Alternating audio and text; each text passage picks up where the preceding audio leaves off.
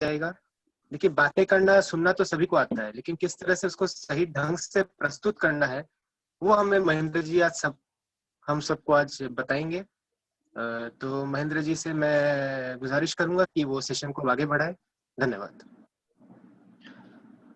Thank you. और बहुत अच्छा लग रहा है, एक बार फिर से आप सब लोगों के साथ हूं मैं, और इस बार मैं और ज्यादा कंफर्टेबल हूं कि आप में से बहुत सारे लोगों को मैं बहुत अच्छे से पहचानने लगा हूं, जिन लोगों ने बेहतरीन सवाल करके मुझे मौका दिया था कि मैं कुछ अच्छी बात कर सकूं, और आप सब लोगों को अच्छा लगा, ये भी मुझे बहुत खुशी है इस बात की। तो जो हम उस पिछले वेबिनार में बात कर रहे थे कम्युनिकेशन की, वो एक तरह से मैं आपको उसका इंट्रो बता रहा था। आज मैं एकदम पॉइंट बाय पॉइंट टेक्निकली हम अपने कम्युनिकेशन यानी कि अपनी पब्लिक स्पीकिंग को कैसे इम्प्रेसिव बना सकते हैं, सम्मोहक बना सकते हैं, कि जिससे सुनने वाला वाकई में हमसे हिप्नोटाइज हो जाए। मेरी वॉइस का फ्लो ठीक है या मैं थोड़ा स्लो बोलूं? ऑडियोबल है ये, क्लियर? ये स्पीड ठीक है ना? All right. और मैं आपसे एक गुजारिश करता हूं कि पूरे समय बहुत रेस्पॉन्सिव बने रहें, क्योंकि ज्यादातर हम जब होते हैं तो हमारे सामने सैकड़ों हजारों ऑडियंस होते हैं और उनकी लाइव एनर्जी हमारे साथ होती है। यहाँ पर आप जो रिएक्शन देंगे उसी से हमको डिजिटल एनर्जी लेनी है, तो आप अपने रिएक्शन को रोकिए मत। Allow yourself whatever you want, you just express. इस दौरान अगर आपको प्यास लगे तो उठ के जाइए, स्क्रीन छोड़ के पानी पीजिए, और अगर आपको कोई चाय कॉफी पिला रहा है तो उसको मना मत कीजिए, चाय कॉफी आने दीजिए। चाय का मग लेकर बड़े मजे से इस बात को हम आगे बढ़ाएंगे। किसी भी तरह से ऐसे मत सोचिएगा कि कोई बहुत गंभीर मामला है और बिल्कुल अटेंटिव होकर बैठे हैं, और अगर कोई डिस्टर्ब करने आ रहा है तो उसको हटाएं स्क्रीन से। It's not like that. बहुत ही कैजुअल और बहुत मजे लेने के हिसाब से बैठे। आम का मौसम चल रहा है, आप लोग के कलकत्ता में वो कौन सा आम आता है, हिमसागर, वो आ गया है बाजार में? हिमसागर नहीं आया ना अभी, थोड़े टाइम है ना। मनोज जी आप अपना, हाँ अब थोड़ा आपका चेहरा हमेशा गायब हो जाता है मनोज जी। हाँ अब स्क्रीन ठीक है आपकी, परफेक्ट। हाँ तो हिमसागर आया ही नहीं तो कोई बात ही नहीं, नहीं तो हम वहां से हिमसागर देख लेते कम से कम। चलिए तो बात शुरू करते हैं। तो उस दिन हम बात कर रहे थे जो कि एक कम्युनिकेशन जो है, जिसको हम आमतौर पे बहुत फॉर ग्रांटेड लेते हैं हम सब। उस दिन की बातों को मैं थोड़ा सा रिपीट करूंगा कनेक्ट करने के लिए आपको। जैसे कि हम एक बार जब चलना सीख लेते हैं बचपन में, तो फिर हम चलने को फॉर ग्रांटेड लेते हैं।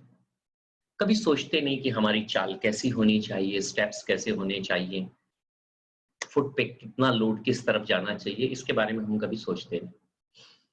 ऐसे ही बोलने को लेकर एक बार हम बोलना सीख जाते हैं, कितनी मुश्किल लगती है। बा दा दू करते करते कई महीने तक लोग प्रैक्टिस कराते हैं तो बड़ी मुश्किल से दा दा निकलता है मुंह से बाहर।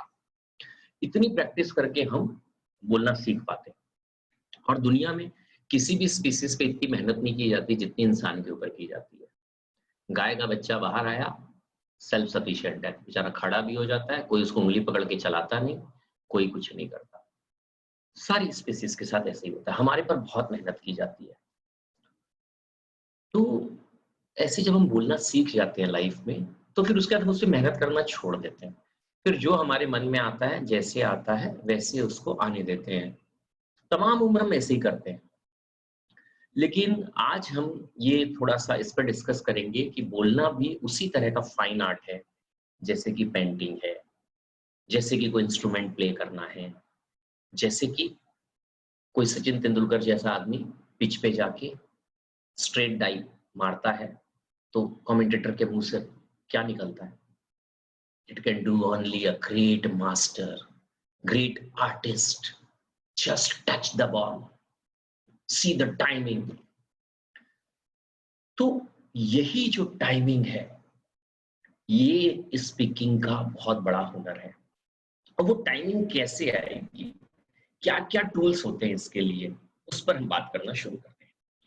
मैंने एक पावर ऑफ कम्युनिकेशन सब्जेक्ट पर मैंने एक 12 पॉइंट का एजेंडा बनाया अपने एक्सपीरियंस से।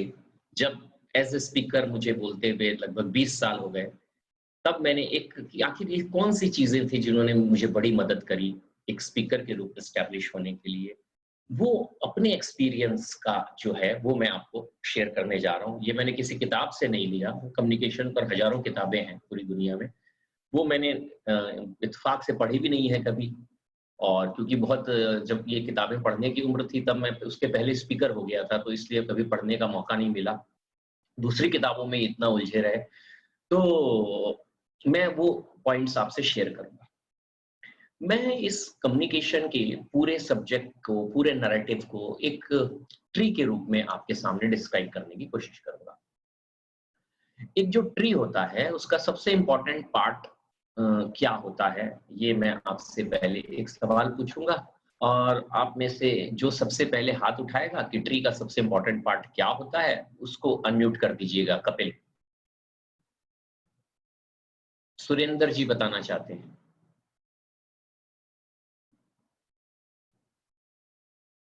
वो अनम्यूट नहीं हुए हैं। विकास सेठिया जी भी बताना चाहते हैं, आप उनको अनम्यूट कर दीजिए। जड़ जड़ किसने जड़ कहा? जड़ मैंने, Rajesh Daga. Rajesh ji, absolutely correct. This is the my first point of the today's conversation. जो रूट है, जड़ है, वो किसी भी पेड़ का सबसे इंपॉर्टेंट पार्ट होता है। कम्युनिकेशन में हमारा जो सबसे इंपॉर्टेंट पार्ट एक रूट के रूप में होता है, वो है द पावर ऑफ लिसनिंग।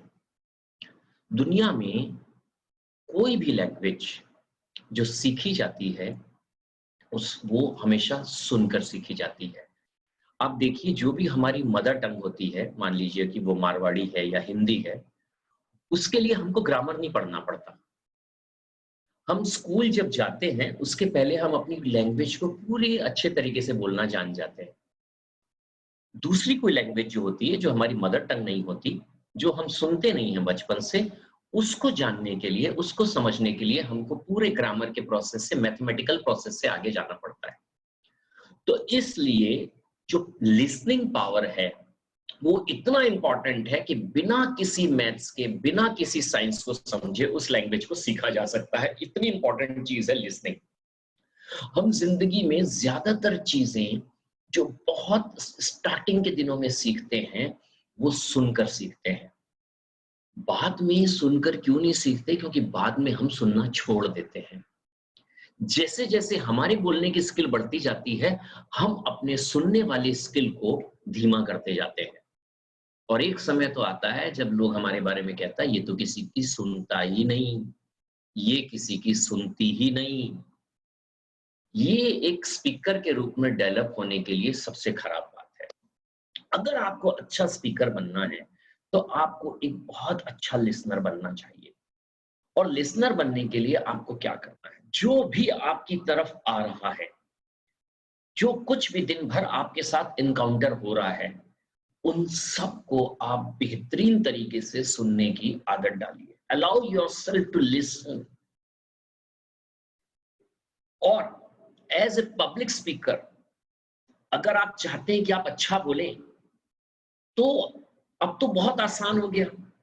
दुनिया के top 10, top 100, top 1000, top 10,000 speakers को आप जब चाहें, जहां चाहें, 24 घंटे वो सब अवेलेबल है आपके लिए। आपको बस यूट्यूब पे जाना है, ट्विटर पे जाना है, फेसबुक पे जाना है, इंस्टाग्राम पे जाना है और ऑन कर देना। वो आपकी सेवा में है।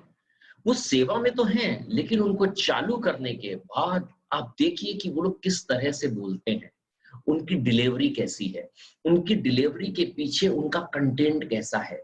आप टेडेक्स टॉक बहुत लोग सुनते होंगे। आप देखिए टेडेक्स टॉक के लिए स्पीकर को कितना कम समय दिया जाता है, लेकिन उतने कम समय में वो अपनी पूरी लाइफ जर्नी को सुना देता है। ये कैसे होता है? क्योंकि वो बड़ी तैयारी के साथ, बहुत तैयारी के साथ आता है और कंटेंट पे बहुत मेहनत करके आता है कि इतने से समय में मैं सारी बात कह दूंगा। तो ऐसे स्पीकर्स को आप लगातार सुनिए। जब आप सुनेंगे, जैसे आपने सुन के अपनी मदर टंग को सीखा, जैसे सुन के आपने बहुत सारी चीजें सीखी, ऐसे ही लगातार अच्छे स्पीकर्स को सुनने से आप बहुत सारी ऐसी अच्छी चीजें ऑटोमेटिकली सीख जाएंगे जो आप अपने अंदर लाना चाहते हैं।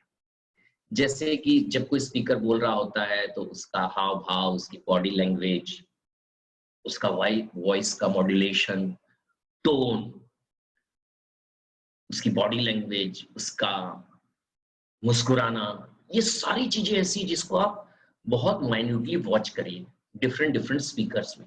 जैसे कोई स्पीकर, आपने मान लीजिए एक लिस्ट बनाई कि मैं ये 5 स्पीकर को सुनूंगी, उन 5 स्पीकर को आप सुनिए और सुनने के बाद अपनी एक नोट्स बनाइए कि इसमें से ये स्पीकर का मुझे बीच बीच में हंसना बहुत अच्छा लगा, ये स्पीकर का मुझे लैंग्वेज बहुत पसंद आई, ये स्पीकर का लाइव होना मुझे बहुत अच्छा लगा। ये होता है सुनना। You are with me? आप सब मेरे साथ हैं? अगर हैं तो हाथ उठाइए।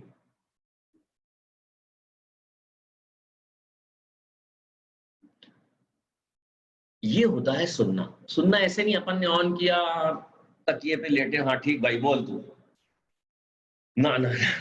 अगर ऐसे स्पीकर आप किसी को सुन रहे हैं तो आपको क्या करना है, आपको अपने नोट्स बनाने हैं,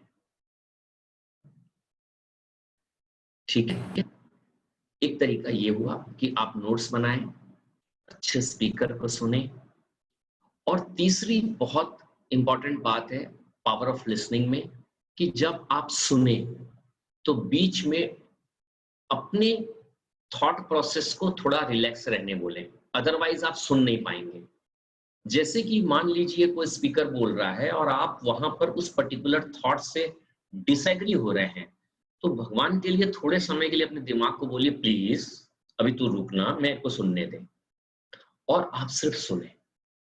दरअसल हम गलती क्या करते हैं, सुनते समय भी हम लगातार बोल रहे होते हैं, भले ही हम साउंड ना करें, लेकिन हमारे दिमाग में ऐसे कोई होता है क्या, कुछ भी बोल रहा है, कुछ भी, इनको क्या है, ये सब मत चलने दीजिए, इससे फिर लिसनिंग नहीं हो पाएगी।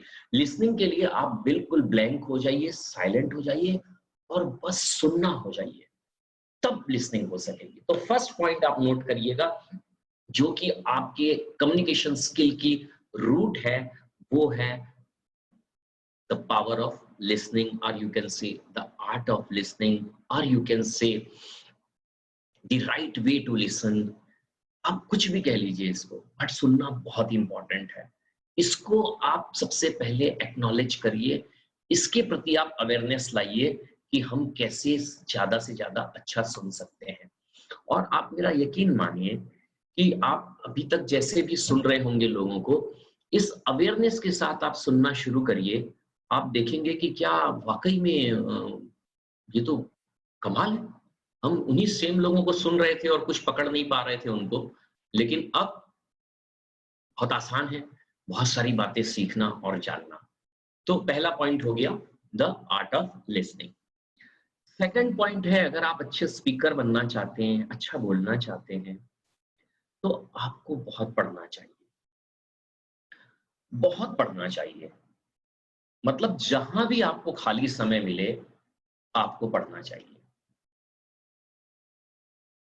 आप अपने वर्क प्लेस पे, अपने बेडरूम में, अपने ड्राइंग रूम में, अपने लिविंग रूम में, हर जगह कम से कम एक एक किताब रखिए, क्योंकि ऐसे आज के समय में मैं किसी को कहूं कि आप स्टडी टेबल पर बैठें और 2 घंटा या 4 घंटा कांस्टेंट पढ़िए तो थोड़ा मुश्किल हो सकता है। इसलिए मैं आपको ये सजेस्ट कर रहा हूं कि आपको जहां और जब मौका मिले आप किताब उठाइए और पढ़ने बैठ जाइए,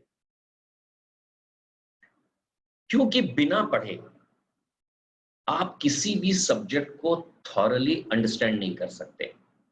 और किसी भी कम्युनिकेशन में जब तक कंटेंट अच्छा ना हो, नॉलेज अच्छा ना हो, तब तक आपके बोलने का कितना भी अच्छा लैंग्वेज हो, कितनी भी अच्छे तरीके से आप उसको प्रेजेंट करना जानते हो, लेकिन अगर उसमें कंटेंट नहीं होगा तो कैसे होगा। जैसे कि मान लीजिए कि एक बहुत शानदार क्रॉकरी में बहुत खूबसूरत तरीके से कोई सैलेड बना कर दिया जाए, लेकिन उसमें टेस्ट ही ना हो, नमक ना हो, मार्केट की फ्रेश वेजिटेबल्स ना हो, तो उसमें टेस्ट आएगा?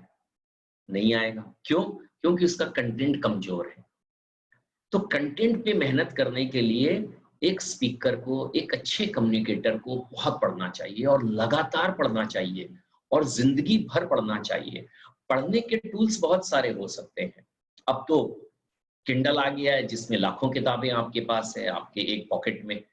आप मोबाइल पर पढ़ सकते हैं, आप लैपटॉप से पढ़ सकते हैं, लेकिन फिर भी मैं कहूंगा ये सारे टूल्स के बावजूद भी एक बुक खोलकर पढ़ने से जो सीरियस रीडिंग होती है, जो कनेक्ट बनता है, वो कनेक्ट बाकी गैजेट से इतना बनता होगा, इसमें मुझे शक है।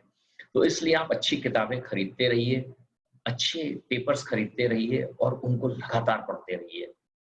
और ये पढ़ना आपके भीतर आप समझ नहीं पाएंगे, लेकिन आपके अंदर इतना कुछ वो लगातार जमा करता जाएगा कि जिस समय भी परफॉर्मेंस का वक्त आएगा, आप बहुत लोगों को देखते हैं ना, वो बड़े नेचुरल स्पीकर होते हैं।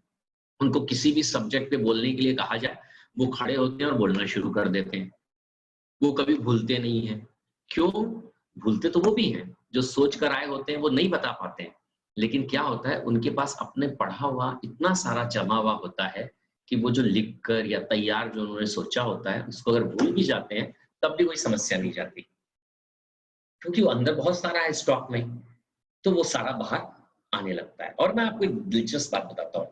एज ए स्पीकर, जब आपके पास बहुत कुछ अंदर होता है और आप कहीं बोलने के लिए खड़े होते हैं, आपने जो भी तैयार किया है, अगर वो आप भूल जाते हैं, तो आप मेरा यकीन मानिए, उस समय इतना बड़ा चैलेंज होता है आपके सामने। अगर आपको सिर्फ 20 ऑडियंस भी ऐसे देख रही होती है ना, तो आपके भीतर का जो बेस्ट इंटेलेक्ट होता है ना, वो 20 गुनी ज्यादा स्पीड से काम करने लगता है। अगर 100 ऑडियंस होंगे तो 100 गुनी ज्यादा स्पीड से काम करता है। 10,000 ऑडियंस होंगे तो आपका ब्रेन 10,000 गुना ज्यादा शार्प काम कर सकता है। ब्रेन के पास तो अनलिमिटेड कैपेसिटी है। ये हार्ड डिस्क कितनी जीबी की है अभी तक कोई नहीं जान सका है। तो आप सोचिए, अगर आपके पास भीतर कुछ है और सामने से चैलेंज जब आता है, तो इतना बेस्ट नैरेटिव आपसे बाहर आता है जिसके बारे में खुद आपको अंदाज नहीं होगा। और जब आप बोल के खत्म करके जब बैठेंगे तो आपको लगेगा यार कमाल हो गया, मैंने तो आज इतना शानदार बोला, मैं जो लिखा था उससे बेटर तो मैं बोल गया। तो वो कब आ सकता है? जब आपके पास स्टॉक में काफी कुछ हो। जैसे अभी 49 डेज से लॉकडाउन है, लेकिन कहीं पर कोई खाने पीने की कमी नहीं है। क्यों? क्योंकि इंडिया गवर्नमेंट के पास अगले 1.5 साल तक का फूड ग्रेन स्टॉक में है और कोई डर भी नहीं है, कोई अफरा तफरी भी नहीं मच रही है, क्योंकि सबको मालूम है 1.5 साल तक अगर कुछ भी नहीं होगा तब भी किसी को खाने की कमी नहीं पड़ने वाली। ऐसे ही एज ए स्पीकर, अगर आपका पन्ना उड़ जाए, वो सब्जेक्ट की जगह दूसरा सब्जेक्ट दे दिया जाए, तब भी आपके पास इतना सामान होना चाहिए कि आप बोल सकें, आप डिलीवर कर सकें, और ये आपको सिर्फ किताबों से आ सकता है।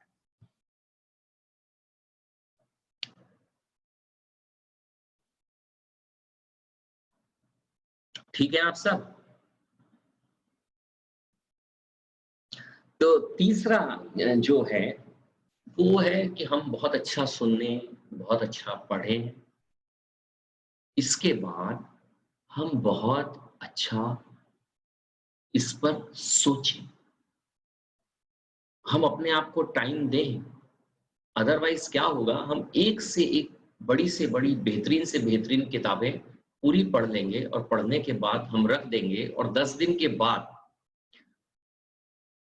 उस किताब का कुछ भी हमको याद नहीं रहेगा, क्योंकि ये कोर्स बुक तो है नहीं, इस पे एग्जाम्स तो देना नहीं है। तो हम क्या करते हैं कि हमारा जो ब्रेन होता है वो बहुत ही आलसी किस्म का होता है। अगर हम उसको काम ना दें तो वो भटा मस्त पढ़ते तक मजा लेगा और उसके बाद वो पूरा वहीं का वहीं किताब के अंदर छोड़ देगा। तो इसलिए अगर एज ए स्पीकर आप कोई किताब को पढ़ रहे हैं, तो अगर एक चैप्टर खत्म करते हैं तो थोड़ा सा रुकिए, 2 मिनट आंखें बंद करिए, गहरी सांस लीजिए और देखिए कुछ भीतर जमा हुआ कि नहीं हुआ। अगर नहीं हुआ तो फिर से पढ़िए उस चैप्टर को। हर एक चैप्टर कंप्लीट करने के बाद, चाहे वो फिलॉसफी हो, स्पिरिचुअलिटी हो, लिटरेचर हो, पोएट्री हो, आपको हमेशा अपने आप को वापस री एग्जामिन करना है कि जो आपने पढ़ा वो कुछ भीतर गया कि नहीं गया। ऐसे ही जब अगर आप, और एक तरीका आप कर सकते हैं, आपको हमेशा पढ़ते समय आपके हाथ में एक पेंसिल और पेन होनी चाहिए। उसमें दो काम आप कर सकते हैं, या तो आपको जो बहुत पंचिंग लाइन है उसको नोट कर सकते हैं अपनी डायरी में, या फिर अगर आप उतना नहीं करना चाहते तो किताब आपकी है, आप उस पर अंडरलाइन कर दीजिए।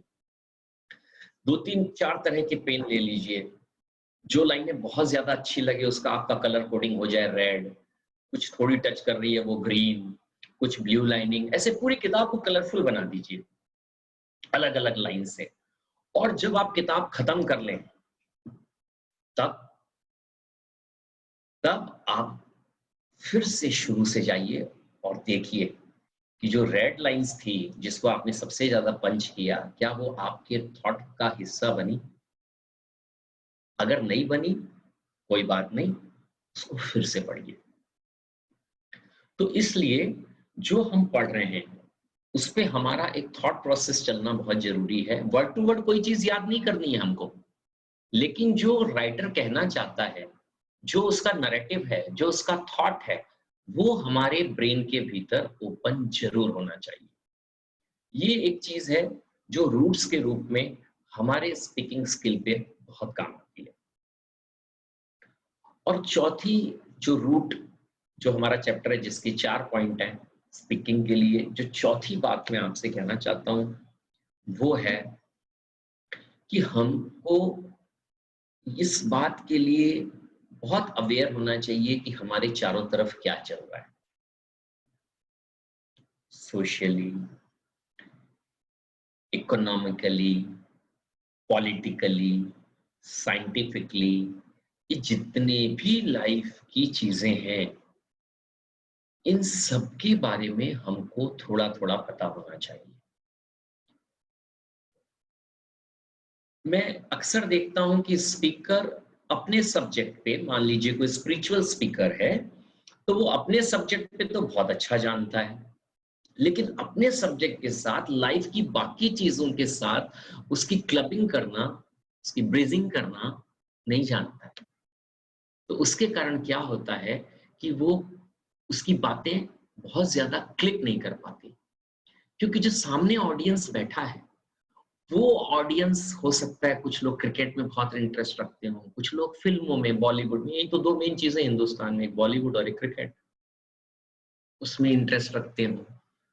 कुछ लोग ऐसे हैं जो पैसे में बहुत इंटरेस्ट रखते हैं, कुछ बड़ी गाड़ियों में, कुछ बड़े गैजेट्स में, कुछ बेहतरीन कैफेज में, कुछ 5 स्टार टूरिस्ट प्लेस में। ऐसे मोटा मोटी 10-20 चीजें होती है, ज्यादा चीजें नहीं है, लेकिन इन सब चीजों की बात, और कुछ, हाँ, और कुछ फैशन में,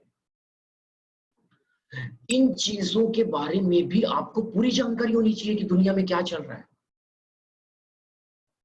वो आप ही के यहाँ का है क्या, कैलकाटा का साची, क्या नाम है उसका, वो एक बंगाली फैशन डिजाइनर है ना, बड़ा कॉस्टली, सरवजी सांची, ऐसा कुछ नाम है उसका, कोई जानता है उसको? नहीं, मैं नाम गलत ले रहा हूँ एक्चुअली। हाँ, वो जानते हैं, मोहित भाई, बताना एक मिनट, उनको अनम्यूट करो। हाँ, आप बता दो, कोई भी बता दो, मैं उसका नाम भूल गया। लोवानी भी जानती है? कोई भी अनम्यूट नहीं हो पा रहा है। सब्यसाची, सब्यसाची, सब्यसाची। तो आपको ये सब भी पता होना चाहिए एज ए स्पीकर। अगर मान लीजिए मैं कलकत्ता बोलने जाता हूँ तो मुझे कलकत्ता के कुछ लोगों के इस तरह की पर्सनालिटीज के बारे में पता होना चाहिए, और अपने कोर स्पिरिचुअल एड्रेस में भी या अपनी कोर सोशल एड्रेस में भी मैं लाइफ के बाकी चीजों को भी टच करने की मेरे अंदर एबिलिटी होनी चाहिए। उससे क्या होता है, वो जो एक ऑडियंस है जो आपके सब्जेक्ट और नैरेटिव से थोड़ा बोर टाइप का हो रहा है, मैंने देखा है कि बहुत सारे लोग फटाफट सुनने आते हैं और सोते हैं, वो सोने वाला भी जाग जाएगा। जैसे कलकत्ता में आप बोल रहे हैं तो सौरभ दादा की बात कर लीजिए, दीदी की बात कर लीजिए, तो लोग क्या है, हाँ, अलर्ट हो जाएंगे थोड़े। तो ऐसे आपको हमेशा जो कॉमन टॉपिक्स हैं जो लाइफ में चारों तरफ चल रहे हैं उस पर बात कर लीजिए। जैसे, और आपको नींद उड़ानी हो तो अभी सबसे बढ़िया करेक्टर है, आप मोदी जी की बात कर लीजिए। तो दो तरह के लोग आपको मिल जाएंगे पूरी दुनिया में, एक जो उनको बहुत सपोर्ट करते हैं, एक जो उनका बहुत अगेंस्ट करते हैं। न्यूट्रल तो कोई मिलता ही नहीं। तो मोदी जी की बात करने से कभी भी आप ऑडियंस की नींद उड़ा सकते हैं। तो ऐसे आप कोई ना कोई, मान लीजिए उन्होंने कोई नया स्टेप लिया है मोदी जी ने, उसकी बात छेड़ दीजिए। कोई भी ऐसी बात तो करिए जिसके कारण ऑडियंस जो है वो एक बार अगर नींद में सो भी रहा है तो वापस ऐसे ऐसे करके जाग जाए। हमारी स्क्रीन पर एक हमारे साथी हैं विजय संचिती, हमारे संघ के जो पूर्व अध्यक्ष थे, जिन्होंने बाद में दीक्षा ले ली अध्यक्ष रहते रहते, वो भी हैं, पर वो कोई रिएक्शन नहीं दे रहे हैं। पता नहीं मेरी बात समझ पा रहे हैं कि नहीं। अच्छा, अभी रिएक्शन दिया उन्होंने। इतना स्लो रिएक्शन नहीं होना चाहिए। जो आपका रिएक्शन होना चाहिए वो बहुत फास्ट और बहुत एक्टिव रिएक्शन होना चाहिए। अब जैसे ये है श्रद्धा कटारिया, ये मुस्कुराना चाहती है लेकिन अपने होठों को पता नहीं कौन सा ताला लगा के रखे। यार खुल के मुस्कुराओ ना, क्या प्रॉब्लम है? हाँ, फैंटास्टिक। तो हाँ, ये हमारे मनोज कुमार जी मनोज है, इन्होंने काफी कुछ खाया भी है। अभी उनको देख रहे थे, बड़ा मजा आ रहा था। छुप के खा रहे थे ताकि हम पता नहीं लगा सके कि वो क्या खा रहे हैं। तो ऐसे हाँ, ये बेहतरीन है। अब स्क्रीन पे अरे बाबा क्या बात है, अब सब लोग मुस्कुरा रहे हैं, बड़ा मजा आ रहा है देख के। देखिए ये क्या होता है ना कि आपका जो ऑडियंस है वो हमेशा खुश रहना चाहिए आपके साथ। और बहुत सारे लोगों ने ना अपना वीडियो ऑन नहीं किया है, बस खाली हम उनका नाम देख पा रहे हैं। अरे भैया सब वीडियो ऑन कर दीजिए, सबके दर्शन होंगे तो बड़ा मजा आएगा। हाँ, अब अभी काफी लोग ऑन कर रहे हैं, मेरी बात तो सुन रहे हैं, ये बड़ी खुशी की बात है।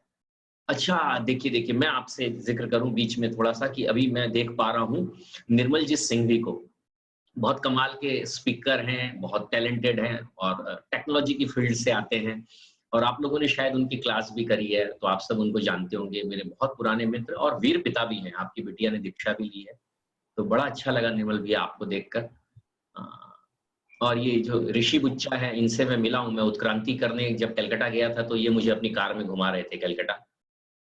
और अब इस तीसरे नंबर स्क्रीन पर सबने अपने वीडियो ऑफ रखे हुए हैं। आप सब लोग भी, जिन्होंने भी अपना वीडियो ऑन नहीं किया है, सब वीडियो ऑन करिए। हम सब लोग एक दूसरे को देखें, तो कल जब हम मिलें तो मुझे कोई भी अपरिचित न लगे। All right. तो मैं आपसे कहता हूं कि जो इस तरह की बातें हैं जो हमारे चारों तरफ चल रही है, उसके बारे में भी एक स्पीकर को बहुत अच्छे से सारी बातें पता होनी चाहिए, ताकि वो बीच में ऑडियंस को अपने सब्जेक्ट से कहीं अलग ले जाकर भी 1-2 मिनट कोई बात और कर सके। उससे क्या होगा, ऑडियंस एक बार रिफ्रेश हो जाएगा। जैसे कंप्यूटर पे काम करते करते हम रिफ्रेश मार के फिर से तो साइट फटाफट खुलने लग जाती है, ऐसे काम करते करते उब जाते हैं तो एक चाय कॉफी का हम लोग ब्रेक लेते हैं, है ना। ऐसे ही बहुत बैठे बैठे काम करते उब जाते हैं तो खड़े होकर थोड़ी अंगड़ाई लेते हैं। ऐसे ही एक स्पीकर को 5-10 मिनट बोलने के बाद थोड़ा सा माहौल को हल्का करने के लिए उसके पास दूसरे कुछ कुछ सब्जेक्ट होने चाहिए, और वो तभी आ सकते हैं जब आप इस तरह के 10-20 सब्जेक्ट जो लाइफ के चारों तरफ घूमते हैं उन सब के बारे में आपको पता होना चाहिए, मालूमात होनी चाहिए, आपकी कांस्टेंट रीडिंग होनी चाहिए, है ना। जैसे अभी जब से कोविड-19 चल रहा है तो तब से ट्रम्प साहब रोज कुछ ना कुछ नया ज्ञान दे देते हैं दुनिया को, कोई कोई नई बात कह देते हैं। तो वो सब के आपको टच में रहना चाहिए कि दुनिया में क्या चल रहा है, साइंटिस्ट क्या कह रहे हैं, कितनी कंट्रीज में इस अभी जो कोविड चल रहा है उस पर कितनी कंट्री ने वैक्सीनेशन बना लिया है, दावा कर रहे हैं, कितने लोग ट्रायल के अंडर प्रोसेस में हैं। ये सब बातें थोड़ी थोड़ी, और आजकल सब कुछ बहुत आसान हो गया है। आप सिर्फ अपना मोबाइल ऑन करते हैं और अगर इन शॉर्ट न्यूज भी अगर आप देखते हैं तो आप विद इन 10 मिनट्स पूरे वर्ल्ड से अपडेट हो सकते हैं। फिर उसमें जो लगता है आपको इंटरेस्ट का और कवर करने लायक, उसको आप डिटेल में जाके पढ़ लीजिए। तो कहने का मतलब ये है कि बहुत अपडेट रहिए। तो एज अ स्पीकर आपकी जो जर्नी है वो बड़ी शानदार होगी। और इस वक्त ओह माय गॉड, घड़ियों में बज रही है 11:13। मुझे 45 मिनट बोलना है और 15 मिनट आप लोगों के लिए है। तो थैंक्स गॉड मैंने चारों पॉइंट जो पहले के आज 4 पॉइंट थे मैंने कवर की। कल मैं जिन पॉइंट्स पे बात करूंगा, तो जो ट्री है उसका दूसरा इंपॉर्टेंट पार्ट होता है स्टैम, उसका तना। तने पे मैं बात करूंगा कॉन्फिडेंस, दूसरा एनर्जी लेवल बात करते समय, तीसरा जुबान यानी कि हम किस तरह से बात करें, लैंग्वेज और बाकी तमाम चीजें जुबान के अंदर आएगी। चौथा पॉइंट कल मैं लूंगा स्माइल, मुस्कान, कितना मुस्कुराना चाहिए, कब कब मुस्कुराना चाहिए और क्यों मुस्कुराना जरूरी है बोलते वक्त। और पांचवा कल का मेरा पॉइंट होगा कॉस्ट्यूम, कैसे कपड़े पहनने चाहिए जब एज ए स्पीकर आप परफॉर्म करने जाते हैं। ये 5 पॉइंट को मैं कल एड्रेस करूंगा। आज के जो 4 पॉइंट थे, लिसनिंग, रीडिंग एंड थिंकिंग और अवेयरनेस, जो चारों तरफ चल रही है, ये 4 बहुत इंपॉर्टेंट पॉइंट हैं जो एज ए स्पीकर हमारे लिए रूट्स का काम करते हैं, हमारी स्पीकिंग स्किल को डेवलप करने के लिए। एक बात बिफोर मैं आज की बात खत्म करूं, आपसे कहना चाहता हूं कि स्पीकर बनने की जो जर्नी है वो ऐसे नहीं है कि अब हम 50 के हो गए या हम 60 के हो गए या अभी हम बहुत यंग हैं या अभी बच्चे बहुत छोटे हैं तो मैं कैसे इस पर तैयारी में ध्यान दूं। ऐसा कुछ नहीं है। सबसे दिलचस्प बात है, जैसे कि जो लोग म्यूजिक में बहुत अच्छा होते हैं, और अभी अभी मैं आप लोगों का परिचय, खैर ये बात खत्म करके मैं आपका परिचय कराऊंगा। एक कभी आप ऐसे मत सोचिए कि कोई देर हो गई है। और सबसे दिलचस्प बात है, जैसे म्यूजिक का अगर किसी को रियाज करना है वायलिन का, तो उसको वायलिन होना जरूरी है, एटलीस्ट थोड़ा आइसोलेशन होना जरूरी है। वो सड़क पर तो वायलिन बजा के प्रैक्टिस नहीं कर सकता। लेकिन स्पीकिंग एकमात्र ऐसा आर्ट है जो पूरी जिंदगी, पूरे समय आप उस पर प्रैक्टिस कर सकते हैं। आप रिक्शे वाले से बात कर रहे हैं, आप अपनी मदर से बात कर रहे हैं, आप अपने हस्बैंड से बात कर रहे हैं, आप अपने पड़ोसी से बात कर रहे हैं, हर समय आप परफॉर्मर हैं। हर समय आपको भीतर की अपने कोई थॉट्स को सामने वाले को समझाना है। अगर हर वक्त आप अवेयर हैं, हर वक्त आप ये सोच रहे हैं कि मैं परफॉर्मर हूं, तो पूरी जिंदगी ये काम आपके साथ चलता रहेगा और आप हर आने वाले दिन पहले से बेटर स्पीकर होते जाएंगे। ये इसकी सबसे खूबसूरत बात है। और बाकी चीजों की परफॉर्मेंस देने के लिए आप अगर मान लीजिए पेंटर है, तो जब तक कोई आपकी पेंटिंग नहीं देखेगा तब तक आपके बारे में नहीं जान पाएगा। आपको अपने आप को प्रूव करने के लिए अपनी पेंटिंग उसको दिखानी पड़ेगी। लेकिन स्पीकर के रूप में आपको हमेशा, हर वक्त आपके पास मौका होता है कि आप परफॉर्म कर सकें, दूसरों को मेस्मराइज कर सकें, दूसरों को अट्रैक्ट कर सकें। तो ये एक बहुत ही खूबसूरत बात है। और ये मेरे हिस्से का जो 45 मिनट्स था, ये मैं अब यहाँ पे कंप्लीट कर रहा हूँ। और मैं स्क्रीन पर 2 लोगों को और देख पा रहा हूँ। एक मेरे बहुत बचपन के दोस्त कर्नल रवीश छाजेड़ हैं, वो अगर मेरी आवाज सुन रहे हैं तो हाथ उठाएं। एक बहुत कमाल के आप काम करते हैं, जो माइंड स्किल है उस पर बहुत अच्छे आपके नैरेटिव हैं, बहुत आपकी स्टडी है। और मैं बाद में आप लोगों की तरफ से इनसे रिक्वेस्ट करूंगा और इनकी एक क्लास आप सबके लिए कराऊंगा कि ये ब्रेन कैसे काम करता है। हम हमेशा सोचते हैं कि वो ब्रेन हमको चलाता है, लेकिन ये कर्नल रवीश छाजेड़ मुझे हमेशा ये बताते रहते हैं कि ब्रेन को हम चला सकते हैं अगर हमें ये पता हो कि इससे कैसे काम लिया जाता है। ये बहुत ही ब्यूटीफुल, ब्यूटीफुल तो कहना ठीक नहीं है, बट बहुत ही ऑनेस्ट सर्वेंट है। तो कभी हम इनसे ही बात करेंगे। और मैं देख पा रहा हूँ शायद के जैन जो स्क्रीन पर लिखी हुई है वो श्रवण उपासक की एडिटर काजल जैन है। अगर हैं तो हाथ उठाएं। अच्छा नहीं है, वो कोई और के जैन है। ठीक है, ऑलराइट। तो अब हम आज के मॉडरेटर कौन है?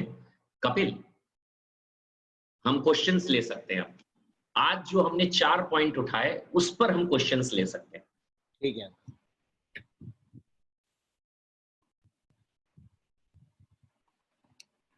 जो क्वेश्चन करना चाहे वो ऐसे उंगली उठा सकता है, उसको अनम्यूट कर देंगे मॉडरेटर साहब। मैं बोलूं? हाँ जी, आप अनम्यूट हो चुकी हैं। हाँ, जय जिनेंद्र, मैं त्रिशला बोल रही हूँ कैलकाटा से। आपने कहा सेकंड पॉइंट रीडिंग स्किल्स जो है वो अपने को इम्प्रूव करना है। जैसे I am not a very good reader, मैं बहुत कम पढ़ती हूँ बट सुनती ज़्यादा हूँ। सो आप रीडिंग स्किल्स में, तो मैं as a basic if I want to start, तो मैं किसकी बुक्स रेफर करूँ for a good communication development के लिए? देखिए, पहली बात तो ये त्रिशला, आप ये मत थॉट बनाइए कि I am not a good reader. सबसे पहले तो आप अपने साथ ये अन्याय मत करिए। और दूसरी बात ये है, आपको जिस भी चीज में इंटरेस्ट है, ऐसे नहीं है कि कम्युनिकेशन के लिए आप पर्टिकुलर इस के टिप्स पढ़िए, वो बेकार चीजें हैं। आपको जिस भी चीज में इंटरेस्ट है, जिसको पढ़ने से आप थके नहीं, आप फ्रेश हो, ऐसी आपकी पसंद की किताब से आप पढ़ना स्टार्ट करिए। ओके।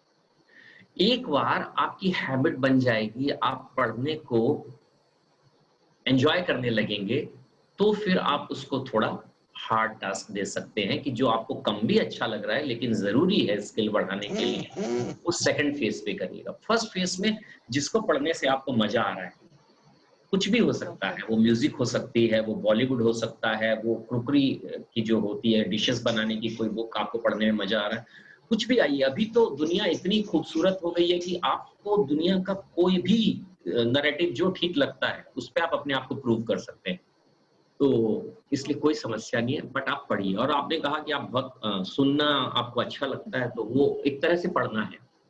अगर आप बहुत अच्छे लिसनर हैं तो मैं आपसे कहना चाहता हूं कि सैकड़ों किताबें एक साथ पढ़ी जा सकती है। अगर आप बहुत अच्छे लिसनर हैं और आप किसी बहुत अच्छे स्पीकर को सुन रहे हैं, तो जब वो स्पीकर बोल रहा होता है तो दरअसल उसकी सैकड़ों किताबें जो उसके भीतर है वो बाहर आ रही होती है। तो अच्छा लिसनर होना भी एक बहुत अच्छे फॉर्मेट में वो रीडिंग एक तरह से। Thank you. यस कपिल, जिलेंद्र, मैं बोलना चाहता था कि आपने सही समझा था कि हमारे साथ, हमारे बीच में आज काजल जी हैं जो कि समनोपासक के सह संपादिका हैं, हमारे साथ जुड़े हुए हैं। अच्छा अच्छा, हाँ, आपने सही उनको रीड किया। मेरी उनसे फोन पे बात होती रहती है और हाँ। तो बस मैंने अंदाज लगाया कि शायद आप वही हैं क्या। जी चलिए ठीक है, बहुत बढ़िया।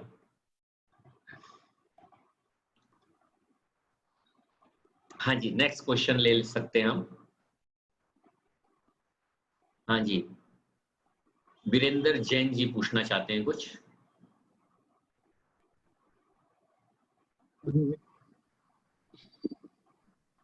हाँ, जय जिनेंद्र सर। जय जिनेंद्र, वीरेंद्र जी बोलिए। 4 क्वालिटी आज आपने बताई स्पीकर के लिए, listening, reading, thinking and awareness. Awareness मतलब आउट ऑफ टॉपिक, जो करंट टॉपिक्स है उसमें अवेयरनेस रहने से उसको उस टॉपिक के साथ, जो टॉपिक पे हम लोग बोल रहे हैं उसके साथ को रिलेट करने की बात कर रहे हैं, या और भी उस वातावरण को हल्का फुल्का करने के लिए उसको कैसे उसको यूज कर सकते हैं? हाँ, वही जैसे मैंने बीच में बात करते हुए थोड़ा सा इधर उधर की बातें की थी, वो हम तभी कर सकते हैं जब मेन टॉपिक के साथ हम अवेयर हों कि दुनिया में इस वक्त चारों तरफ क्या चल रहा है, politically, scientifically, spiritually, entertainment world में, स्पोर्ट्स की वर्ल्ड में, इकोनॉमिक्स में, बिजनेस में, खाने पीने में। क्योंकि देखिए आफ्टर ऑल हमारा जो भी ऑडियंस बैठा है वो इन सब चीजों से लगातार दिन भर इनकाउंटर कर रहा है लाइफ में। तो अपने सब्जेक्ट पे बोलने के साथ साथ थोड़ा थोड़ा टच करने के लिए, माहौल को थोड़ा लाइट बनाने के लिए, अपने ऑडियंस की नींद उड़ाने के लिए, उसकी थकान दूर करने के लिए, अगर हम अवेयरनेस के साथ बाकी सब्जेक्ट भी पढ़ते रहेंगे तो वो हमारी ऑडिटरी में आ सकेगा। और अगर हम नहीं उन सब चीजों को टच करके रखेंगे तो हमारे स्टॉक में नहीं होगा। आप बेसिक अपनी स्पीच बनाइए अपने सब्जेक्ट पर। सब्जेक्ट बोलते बोलते कब कोई चीज स्पॉन्टेनियसली आ जाएगी, वो उसको बहुत ही जॉयफुल बना देगी। और ये एक टाइमिंग होता है, जैसे आप बोल रहे हैं लगातार 5-7 मिनट हो गया, आपको खुद एहसास होता है कि अब यहाँ पे थोड़ा माहौल को लाइट करना जरूरी है, तो आप करंट टॉपिक की कोई बात उठाकर थोड़ा सा माहौल को लाइट करके फिर मेन सब्जेक्ट पे ला सकते हैं। वो अवेयरनेस की मैं बात कर रहा हूँ। Thank you sir. हाँ कपिल बोलिए। मेरा एक क्वेश्चन था कि हम लोग स्टैमरिंग को कैसे कंट्रोल कर सकते हैं? Maybe you know the topic, you have the content, but you are stammering. तो ये स्टैमर जो है या फंबलिंग जिसको बोलते हैं हम लोग, उसको कैसे हम लोग रोक सकते हैं या कंट्रोल कर सकते हैं? बहुत बेहतरीन सवाल है ये।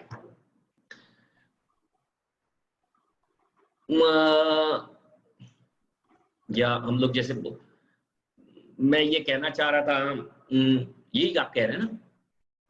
यस। तो इसके लिए जो सबसे आसान तरीका है वो है, जब भी ये सिचुएशन आए, आप पॉज ले लीजिए।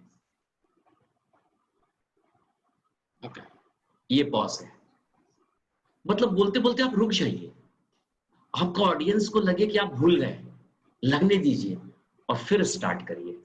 2-3 फायदे होते हैं। एक तो जब आप बोलते बोलते थोड़ा सा रुक जाते हैं तो आपका इनहेल एक्सेल थोड़ा सा नॉर्मल हो जाता है। जब इनहेल एक्सेल नॉर्मल होता है तो ब्रेन को थोड़ी एक्स्ट्रा एनर्जी मिलती है, तो जो फ्रैक्शन ऑफ सेकंड में थॉट का ट्रांसलेशन हो रहा था लैंग्वेज में, उसको भी थोड़ा टाइम मिल जाता है, तो बेटर डिलीवरी आ सकती है। इसलिए बोलते समय जो पॉज है उसका बहुत इंपॉर्टेंस है। यूजुअली स्पीकर क्या गलती करता है कि पॉज नहीं लेता, धड़ धड़ धड़ धड़ धड़ धड़ cut cut cut cut cut cut सांस फूलते तक बोलता ही जाता है, और उसके कारण ही वो फिर होती है आदमी एकदम से जाके कहीं अटक जाता है, ब्रेक लग जाता है, क्योंकि ब्रेन उतना स्पीड से कई बार आपके थॉट्स को ट्रांसलेट नहीं कर पाता लैंग्वेज में। इसलिए आपको जब भी ऐसा महसूस हो, बिंदास पॉज लीजिए, रुकिए, आंख बंद करिए 1 सेकंड के लिए, फिर खोलिए और फिर डिलीवर करिए। ऑडियंस को भी अच्छा लगता है क्योंकि उसको भी सांस लेने का मौका मिल जाता है, क्योंकि आप बहुत स्पीड से बोलते हैं तो उसको भी उतनी स्पीड से सुनना पड़ता है ना, उतनी स्पीड से उसका ब्रेन ट्रांसलेट भी करता है ना, आपके थॉट्स को प्रोसेस करना पड़ता है ना उसको भी उतना ही स्पीड से। आप पॉज लेते हैं तो उसको भी रिलैक्स, फिर आप बोलते हाँ, उसको भी मजा आता है। पॉज लीजिए, पॉज बहुत अच्छी चीज है। जो कॉमा पूर्ण विराम बनाया गया ना लैंग्वेज में, फुल स्टॉप, वो बहुत ही इंपॉर्टेंट है। I can relate to one person, Narendra Modi ji, जो कि बहुत ज्यादा पॉज लेते हैं। तो देखिए कितने कमाल के उनके स्पीकर, साथ कितना कनेक्ट रखते हैं। देखिए कितने कमाल के स्पीकर, अभी उनके टक्कर का कोई स्पीकर ही नहीं है। अच्छा, सबसे बड़ी बात है जब वो पॉज लेते हैं तो पूरी की पूरी जनता, पूरा देश सोचता है पता नहीं इसके बाद क्या विस्फोट कर दे। तो वो बड़े आदमी है तो उनका पॉज बहुत बड़ा हो जाता है। अब थोड़े दिनों बाद दुनिया उनके पॉज से डरेगी, अभी तो देश ही डर रहा है। राइट, नेक्स्ट क्वेश्चन लेते हैं।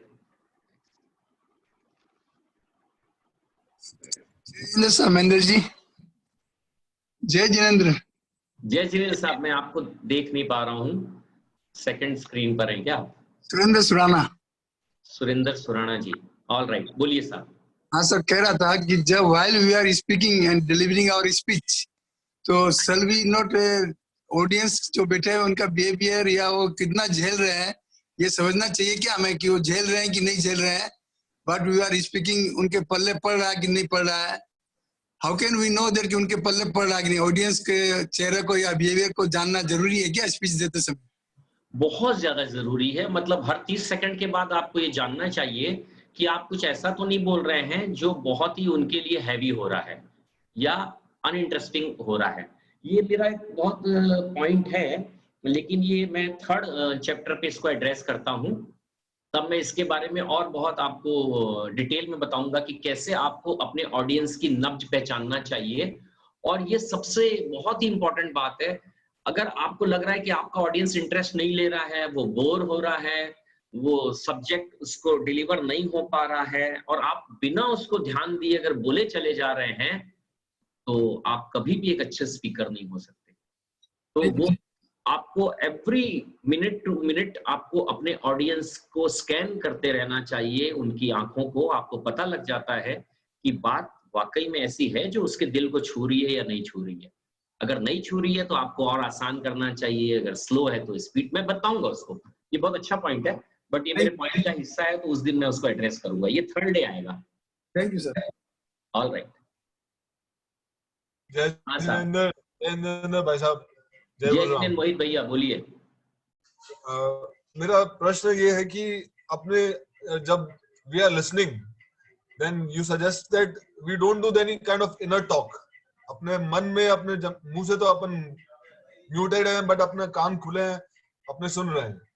मगर जब हम किसी को सुन रहे हैं उस वक्त मन में कुछ ना कुछ चलता रहता है, जो कैसे कंट्रोल कर सकते हैं, उस पे अगर कोई सजेशन हो, क्योंकि लिसनिंग इज वेरी इंपॉर्टेंट।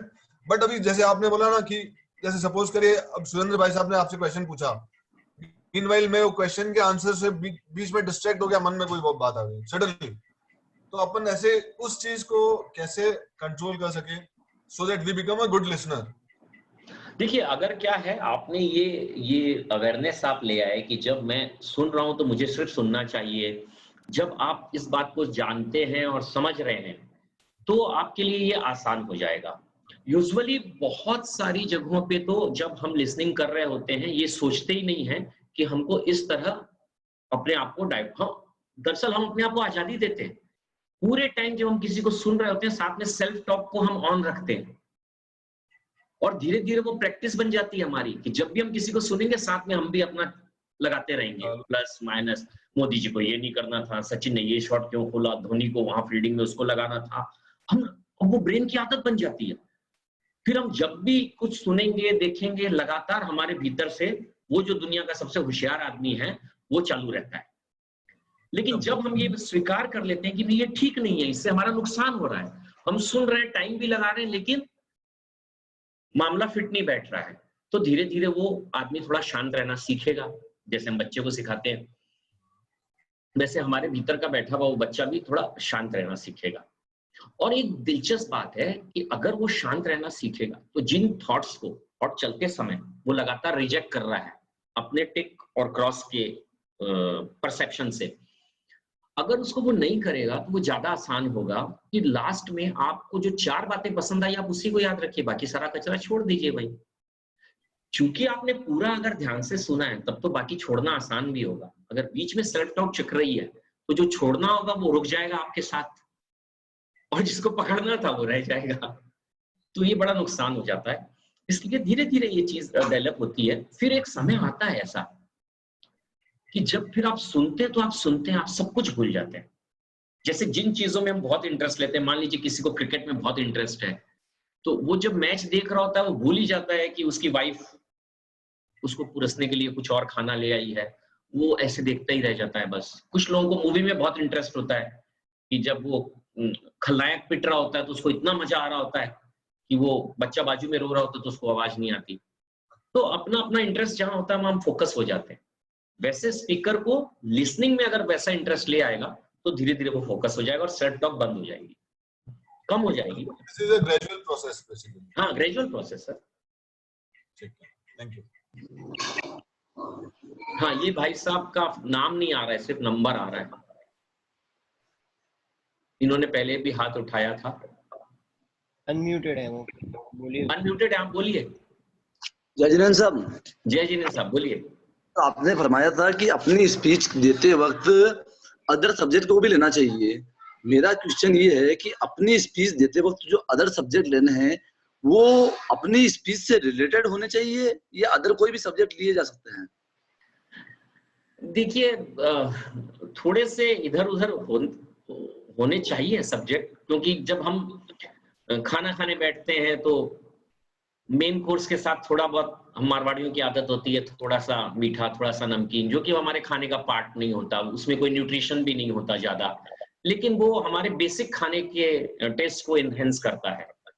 जो हमारा पक्का साग है, दाल चावल है, उसको वो एनहेंस करता है, थोड़ा सा मीठा थोड़ा सा नमकीन, थोड़ा सा नींबू थोड़ा सा अचार। ऐसे ही जो हमारी बातचीत की थाली है उसमें दूसरे सब्जेक्ट्स का थोड़ा बहुत इनपुट आना चाहिए। आप देखेंगे बड़े बड़े लोग, बड़े बड़े हमारे संत महात्मा लोग भी बात करते वक्त बीच में थोड़ा सा माहौल को लाइट बनाने के लिए कभी सामने बैठे किसी ऑडियंस को लेकर कुछ लेकर ऐसे बातचीत करते हैं। आप कोई भी दुनिया के दूसरे सब्जेक्ट की बात कर सकते हैं, लेकिन आपको उसको वापस ब्रिज अपने सब्जेक्ट के साथ बनाना आना चाहिए। इन द सेंस जो अदर बात कही जा रही है वो अकॉर्डिंग टू सब्जेक्ट होनी, उससे रिलेटेड ही होनी चाहिए। ना ना ना, वो बिल्कुल अपोजिट हो सकती है उससे, लेकिन उसको फिर घूम के वापस, जैसे नदी के दो किनारे बीच में ब्रिज होता है ना साहब, वो ब्रिज करके वापस आपको अपने सब्जेक्ट पे वापस लैंडिंग करना है। Okay sir, okay. बहुत जल्दी लैंडिंग करना है, ज्यादा देर उधर रहना भी नहीं है। Okay sir, thank you. Kajal ji Jain. जय जिनेन्द्र सर। जय जिनेन्द्र काजल जी। बहुत बार ऐसा होता है कि हम, जैसे मेरा है, मैं I have lot of thoughts in my mind, मेरे माइंड में बहुत सारे थॉट्स होते हैं, हम बोल भी सकते हैं, पर जैसे हम उसको पेपर पे लिखने के लिए बैठते हैं, वो सेम थॉट्स पेपर पे क्यों नहीं लिख पाते हैं? हम जब बोलते हैं तब तो बहुत इजीली हम काफी चीजें बोल देते हैं कि ठीक है ये ऐसे हमें होना चाहिए, ऐसे हमें करना चाहिए। ऑन पेपर ये थॉट्स थोड़े बदल कैसे जाते हैं, मतलब वेरिएशन क्यों आता है इसमें? आपने बहुत सही कहा। आप मुझे कई बार जब आर्टिकल लिखने के लिए कहती हैं तो मैं आपसे फट से कहता हूँ हाँ ये सब्जेक्ट पे मैं आपको लिख के 3 दिन में भेजता हूँ, और फिर मैं 10 दिन तक नहीं भेज पाता, क्योंकि वही सेम मुसीबत होती है। बोलते समय तो हम फटाफट बोलते हैं, लेकिन जब हम लिखते हैं ना तो एक तरह से समझ लीजिए कि हम प्रॉपर एक बिल्डिंग बना रहे हैं। अच्छा। जिसमें हमको कमरे भी बनाने पड़ेंगे, दोनों रास्ते बनाने पड़ेंगे, सीढ़ी निकालनी पड़ेगी, खिड़कियां खोलनी पड़ेंगी। तो ऐसे ही जो लिखना है वो प्रॉपर थॉट का एक बिल्डिंग क्रिएट करना हो जाता है। और जो बोलना है वो सीधा सीधा सिंपल टेंट लगाना है या ऐसे चटाई बिछा देनी है बस, तो उसमें ज्यादा टाइम नहीं लगता बोलने में। जब भी आप अपने थॉट्स को रिटर्न में क्राफ्ट करेंगे, थोड़ा समय, थोड़ा लेबर, थोड़ा अटेंशन ज्यादा लगेगा। ये बहुत ही नेचुरल है। पर फिर मतलब हम इसका उपाय क्या हो सकता है? इसका मतलब उपाय हम ये हो सकता है कि अगर हम लगातार लिखने की प्रैक्टिस, देखिए क्या होता है, बोलने की हमारी बहुत तगड़ी प्रैक्टिस है पूरी जिंदगी। किसी ने कुछ सब्जेक्ट बोला नहीं कि हम फटाफट उस पर बोलने लग जाते हैं। लिखने की हमारी प्रैक्टिस बहुत कम है। हफ्ते 10 दिन 15 दिन में कभी कभार कोई हम 1 पेज लिखते हैं। एक वो भी कारण है। अगर हम रोज लिखना शुरू कर दें तो जिस तरह हम बोलना बहुत आसान हो जाता है वैसे ही लिखना बहुत आसान हो जाता है। जैसे बहुत सारे राइटर बोलते हैं कि हमने सिर्फ इस नैरेटिव को सेलेक्ट किया, बाद में किताब ने खुद को लिख डाला। अच्छा। हमने बस अपने भीतर से किताब को आना अलाउ किया। तो अगर हम लगातार रोज लिखते जाते हैं तो आप देखेंगे कि एक फ्लो आ जाता है, फिर कोई समस्या नहीं रहती। फिर जैसे जैसे इधर थॉट बनता जाता है इधर। और मैं आपसे बताऊं, मैं भी जब बहुत बार लिखता हूं तो शुरू की 2, 5, 10 लाइन में थोड़ा सा वक्त लगता है, और उसके बाद वो एक स्पीड आ जाती है, और फिर उस स्पीड के बाद कोई वक्त नहीं लगता। फिर जैसे हम बोल रहे हैं उतनी आसानी से वो कन्वर्ट हो जाता है। तो वो जो पहला कुछ लाइनें हैं वहां पर थोड़ा सा फ्लो का प्रॉब्लम आ सकता है। और एक चीज हमेशा ध्यान रखिए, लिखते समय तो आइसोलेशन बहुत जरूरी है। अगर आपने लिखते समय कोई कॉल ले लिया, अगर आपने लिखते समय व्हाट्सएप का मैसेज रीड कर लिया, अगर आपने किसी से बात कर ली, तो आप याद रखिए आप फिर से 0 से शुरू करेंगे। हाँ, ये डाइवर्शन बिल्कुल नहीं चाहिए लिखने के बीच में, वो पूरा फ्लो टूट जाएगा। तो अपने मोबाइल गैजेट सबको किनारे करके लिखिए तो आपको थोड़ा स्पीड अच्छी मिलेगी।